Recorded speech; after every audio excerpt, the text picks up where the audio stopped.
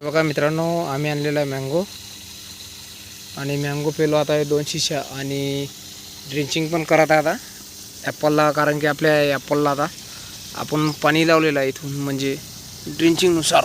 हे बघा ड्रिंचिंग चालू त्याला. हे बघा, हे बघू शकतो मी टाकीमध्ये दिसलं. हे बघा बघा तिकडे पेशपर वॉल काढायला हवं, ही झोपडी आहे. म्हणजे अशा प्रकारे आम्ही वेंचरनुसार याला हर वेळेस समजा पाणी देतो, ते पण 1 तास सफरचंदांना. आणि ते सफरचंद बघू शकता तुम्ही. आता केवढ्या मित्रांनो झूम करून दाखवतो मी तुम्हाला. हे बघू शकतो, हा सफरचंदाचा मळा आहे आणि आता त्या बाजूला संत्राचा आहे. हे बघा. आणि तुम्हाला वाटत असेल त्या टॅवेलमध्ये काय ठेवलेलं आहे, तर टॅवेलमध्ये ठेवलेलं आहे मित्रांनो कलम. आणि त्याच्यावरती आता म्हणजे ते कपडे आम्ही वल्ले करून म्हणजे टॅवेल ठेवलेला आहे आणि एक गोणी ठेवलेली आहे, म्हणजे आपली पतली.